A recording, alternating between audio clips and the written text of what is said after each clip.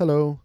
This evening we're going to cover RGB, CMYK, coloring for print, color conversion, and a few other things, including the old way of doing it using channels and the newer way of doing it using layers for holding your line art. Now, in the old days, we used to use just channels to hold our line art, and I'll cover that a little bit. And we would back up the blacks and we would shrink the line art in a little bit, because in the old days we had misregistration quite often. So I'm going to show you first off what misregistration is if you don't know what it is. When you have a CMYK for print, I'm not sure how printers work these days, if they print stuff all at once or if it goes through the press 4 times or what. I haven't kept up with the technology, so I don't really know. I'm sure someone will comment here and tell me, well, it's done like this, and that's fine. You can comment and tell some technical stuff, and that's great and everything. But in the old days, it would go, you would have 4 plates. You'd have C, M, Y, and K, and it would go through the press 4 times. And each time it went through the press, there was a chance that it would not align correctly. So this page, if we look at it, the line is backed up by a color that is at the same size as the line art. So in the old days, if it misprinted by a little bit, so I'm going to move it over, I'm going to move the cyan over to the right 1 pixel, 2 pixels, 3 pixels. That's misregistration. So even if it only happened by 1 pixel, and you had the line art exactly the same, you would backed up, the backup color. If you had it exactly the same size as the line art, you could end up with this little color halo. So sometimes you would have it really bad, and it would go on each thing would be off a little bit. So you might remember seeing this in print before, and you look at it, and you don't, when you're zoomed out, you don't really notice it that much, but it makes it kind of like blurry or something. But when you look closely, you can see like, oh, okay, something weird's going on there. There's a little haloing around the line art. The thing is, nowadays, with the way they're printed, the printing is way better than we had in the old days, and you don't really see that very often. It will happen once in a while, but I would say it's very, very, very rare. Like I can't remember the last time I saw it. I'm always checking because I'm still paranoid. But the old school guys like me and my friends that started around the same time as me, we're still paranoid about that. We're paranoid about, I'm not anymore, but my generation is paranoid about misregistration and about K-tones, about having too high of a percentage of black in the line art because it will print horribly. So we're going to talk about a bit of that as well. So to combat that misregistration, I'm going to go back so this page is just how it was. To combat misregistration, I'll show you what we would do. This is from Hawkeye. We would back up the line art and shrink it in a little bit. So if I do the same thing here and I grab the cyan and I move it over 1 pixel, nothing. 2 pixels, still nothing. 3 pixels, you can finally see it because I shrunk in the line art by 2 pixels. So it would have to really misregister for it to end up being visible. It's kind of like a safety zone, right? So Hawkeye is actually not that long ago. But the reason I did trapping on this is because it's just a bitmap line art. It doesn't want to, oh yeah, okay, I gotta go like that. The line art is bitmap. There's no gray in it. It's just solid black or solid white. There's no tones. There's K-tones there because that's in the color, but there's no kind of blurry edge on it. It's just solid black or solid white. And when you work that way, it's really easy to do this trapping. And you might as well just work in CMYK if you're doing flat colors for something like that. And I'll show you how you would set that up. So this is how we'd work in the old days. We would put the line art on a channel. We would not use layers. And in fact, when I started, we didn't even have layers. I started with Photoshop, I think 2 or 2.5. I can't remember. I started in I started for DC and stuff in, I think, 95, but I did some SEPs first in 93, 94, I think, when I was at Dark Horse. Anyway, we didn't have layers.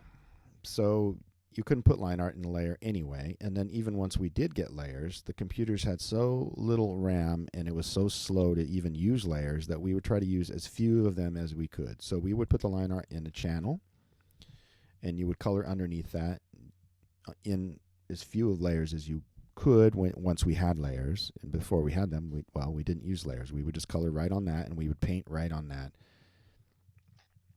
And then when you finished, you would duplicate your line art, and you would go to Filter, Other, Maximum, press 2, and you would shrink it down by 2 pixels.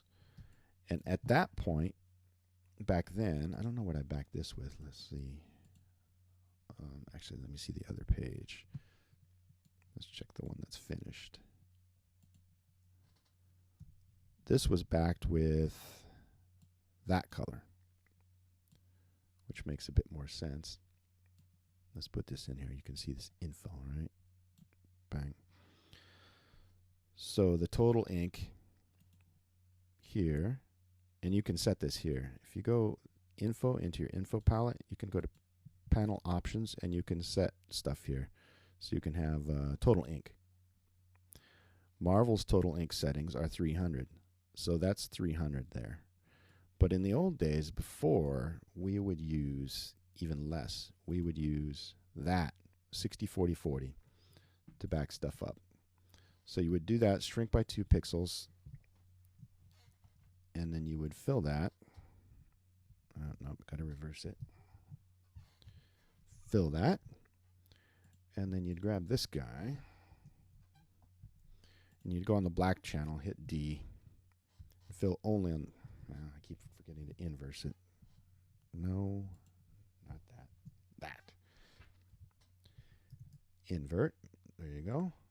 And then you'd have the line art 2 pixels in with that color. But that's only 240 total. If you look here, right there, if you look at the total ink, that's only 240.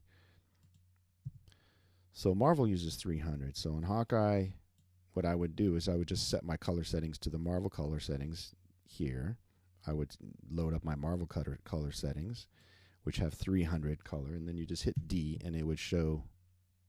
I would use that to fill as the backing color, and then the black would go over it, and then it would have 300. If you look at the total ink here, 300. So that's the old school way of doing it. But the thing is, nowadays, first off, like I said, we don't have misregistration as much. Now, let's be clear here. I'm talking about Marvel, DC, and Image Comics. I don't work for the other publishers, and I don't know what their printing is like because I don't really buy comics, to be honest. I'm in Croatia, and there's no comic shop here, and I don't mail order them. So I don't know what they're printing like these days. So if you're working for another publisher other than Marvel, DC, Image, then you should check with your publisher about what their print specs are, their color settings. You should, if you are already working for them and you have print examples, then you can compare and see what it looks like. But if you haven't worked for them before, you should ask them to send you a digital file of the page and send you the printed copy of the page so that you can compare it. You can open up the digital file on your computer, and you can, I won't look at that next. Let's see. So you can compare and get it set up correctly. But for Marvel, DC, Image, as far as I've seen in the last, 14 years at least, there's very little misregistration, and K-tones are just not an issue. So in the old days, the K-tones, like that's CMYK, that's black. K-tones, you would generally try to avoid going over about 20 to 25%, because if you went darker than that, a lot of times we would say that the plate would flood. Like they'd flood the K-tones. Sometimes they'd flood the magenta. Comics are printed 4 up, 4 pages on one side of the paper, and if they had ads on the same side of the paper when it was printed, a lot of times they were heavier in the magenta, and that would flood the magenta plate, or K-tones would very often flood as well. So our printing these days is much better, and we don't really have that happen. Rarely. Once in a while. We did have, I think, one issue of Batman White Knight that printed pretty dark. We talked to them, and they talked to the print broker or whoever talks to the printer, and they talked to them, and the next issue printed good again. So It can be an issue. It's not that it's never an issue, but ketones are generally not really an issue. I don't really pay that close attention to them, to be honest. So let's look. This is the digital file, and this is the printed page. I scanned it in. So it's, it doesn't look great. It's all like that kind of dot printed pattern. It looks better when you're holding it in your hand, but I wanted to show you that the ketones did not kill it. So I'm going to show you a few examples so you can see what that looks like. And we got the total ink over here, and we can see the ketones and everything and see what we got here. So if I take the eyedropper and I click here, look, watch this K number here. We'll zoom in a little bit so we can see. There's some pretty dark colors in there. We get in here. We're getting damn near 60%. Yep, 60 in some places on the ketones. Total ink 230. That's not so bad, because in the black, it's 280. This is 280. But in here, those ketones are going way higher than most people from the old days would be comfortable with. Most of my fellow old school people would be like, oh, dude, I don't know if I really want to go that dark. Like, this is pretty dark here. It's 55 on the ketones, 54. But if we look at the printed version, which actually printed a little too light compared to this, it lost a little bit of its kind of levels. The magenta's a bit paler, but look, there's no issue at all. Really, like no issue at all. In fact, I could have gone darker. Image has the best printing in the industry, though, as far as I'm concerned. But these color conversions are pretty good. So this was the original file was RGB. This is converted to CMYK, but I worked in RGB, and that's what it looks like when it's converted. If you turn on this, as I told you in the video last night, you set up your working CMYK and you turn on proof colors when you're working in RGB, it will look the same as CMYK. So when I was working on this, it looked exactly like this. I flattened it, converted to CMYK, and it didn't visually change at all. For print, I would like to see a little more magenta in here. I'd like to see more magenta there. But, can't really complain. The levels came out good. And when you hold the comic in your hands and you're looking at it, it printed really great and it looks nice. So I'm satisfied. I can't complain. Anyway, ketones, no issue at all. Let's see what we got here on this colored line art here. That's only 28 on the ketones. Let's see what we got on the line art. Yeah, it's not too dark. The thing is, Photoshop, when you're converting from RGB to CMYK, it doesn't actually just blow it out with ketones. It doesn't like go crazy with them. You can make all sorts of gray colors, and it's not like gonna say, okay, that's mostly K. Like, look at this color here, 0K, 0K, 0K, 0, 1%. And some of these colors are pretty gray, and you would think like it's really gonna kill it with putting too much ketones, but it just doesn't. And it prints very nice.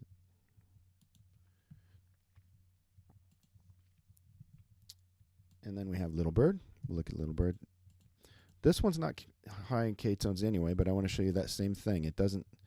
This was colored in RGB. This is the CMYK that's been converted. Again, this is on paper. This is printed from paper and scanned in with my scanner. When you're holding it in your hand, it doesn't, to me, look as washed out as this. This looks kind of washed out. But when you're holding it in your hand, the blacks look really black, and it's, scanning it in doesn't do it justice. I tried to photograph it with my camera. I tried to do video footage to see if I could kind of hold it up to the camera and show you, but I didn't like any of that, and I'm too shaky, so shaking, and I'm like, everyone's going to think I have Parkinson's. I'll just scan it in. So I scanned it in. It doesn't really quite do it justice, as I said, but you can see that the conversion's not doing anything weird. Let's open up this so we can see the colors. Like, it's not going crazy with ketones. This one's almost stippled, though, so when you get over some of the, it's got this chalk pastel thing. But look how dark I got in some of this stuff. This is in the color. And look at that, 75K on that. And it's kind of hard to see because it's, but look, it didn't kill it. There's the same thing here, like right in here where this line art is, right in there. If we look in there, these chalk are very dark, 73K, 71K. You would think that those would print like crap and just bury the line art and just make it so that the line art was destroyed. Nope, I didn't have it full screen. But it didn't. It held up really well. But again, this is image printing, which again is the best in the industry. But if you told someone in the old days that you got up to 75K in your colors, they would say you're crazy. I mean, I wouldn't do that on a broad area. I would probably not really go above 60, 65. But even then, in the old days, we wouldn't do that. People still would tell me I'm crazy for doing that. But I'm trying to dispel myths here and just go with reality. Let's look at the actual printed book. Let's look at the actual digital file and see what actually happened instead of living by paranoid fear. And again, I'll reiterate, this is DC, Marvel, Image. This is not for other publishers. I don't know what they're publishing or what their printing is like, so I can't really comment on that stuff. DC, I would say, as far as printing goes, I think Image has the best printing, DC has second best, and Marvel has not as good as DC or Image, in my opinion. That's just the printing. Someone might say, well, those are printed at the same place. And I don't know. I don't know where they're printed, but I'm just talking about my books when they come out and I see how they're printed.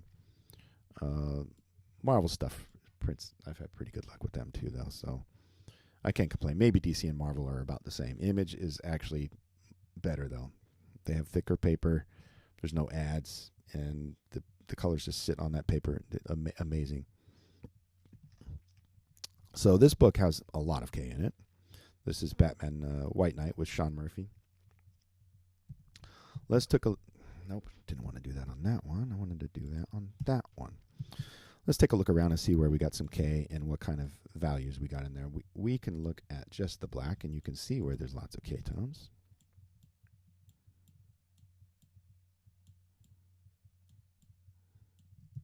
In some of those areas, it's a bit darker than it looks like here, I would say. But we can check with the eyedropper. Let's see what we got. 39K. 33. That's not too bad. From what I remember, he's got some...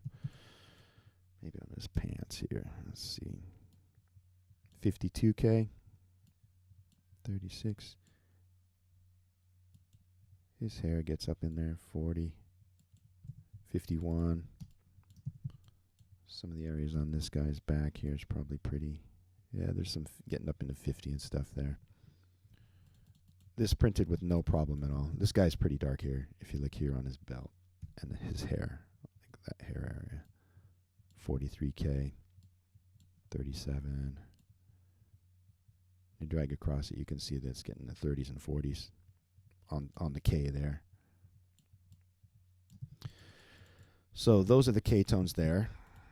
I didn't do anything to try to control them at all. I just colored my page and flattened it.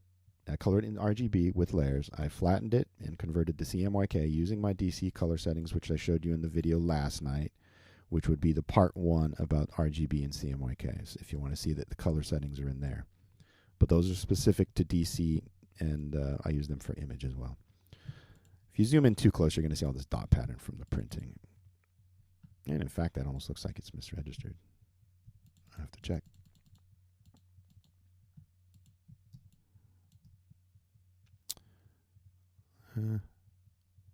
It's not too dark. His hair, that's got like up to 50K in there. Printed fine. Well, let's take a look at the book and see if it misregistered. Well, I just checked, and this Batman page is not misregistered. I looked as close as I could with my eyes, and I don't see it misregistered at all. So I suppose that's just the dots for the printing. So if it's misregistering, which I would say it's not, it's so slight that I can't see it. So that's the point, right? Can you see it or not? Again, when you print, you know, the paper has a color and everything, so this paper is not 100% white. So if I went up lighter here on the value, this, you know, when you hold it in your hands, the printing looks great, in my opinion. K-tones, fine, no problem. And that book has lots of K-tones all over the whole series, and there's 16 issues now. I think one of them printed too dark, so that's not too bad. Invincible Iron Man from Marvel. Let's take a look at that. On the right, we have the digital file. On the left, we have printed. So, not bad. Let's look here and see what we got for K-tones here. If you look at the over here, watch this when I'm dragging around, and you can see what kind of K-tones we got in there. It's getting in the 40s and 50s in some areas. Some areas not so strong, but I would say this is the dark area. But it printed fine. No problem at all. And in fact, again, it could be a bit richer in color.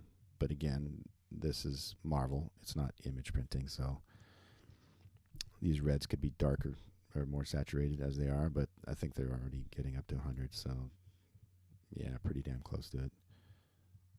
So, you know, can't really make it redder.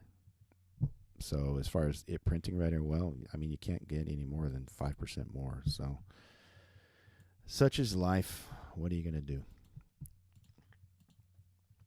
Anyway, K-tones, no issue. So it's not that there's never an issue, though. I would say once in a while you do have an issue. I can't find the digital file for this page, for cover, actually. This is Alan Davis drawing. I did this cover. K-tones are too dark here. This is not a horrible example, but look at it. This cape here, that's too much. In these blues here, it's too much on the skin. His skin, her skin. It's not horrible, but it's like 15% higher than I'd want it, or 10%. Can't quantify it because I don't have the digital file also, so I can't really click and say, oh yeah, okay, that's like 60%. It needs to be lower. I would say this is probably only maybe 30-35%, but then it printed like much more. So it does happen. It is an issue once in a while, but again, if you're working for Marvel, maybe be a little bit more cautious about it there. I can't say now. I haven't worked. Well, I don't work with them regularly right now. I do a gig with them once in a while when something comes up. Last thing I did for them printed very nice, so it's no issue at all. Well, there we go.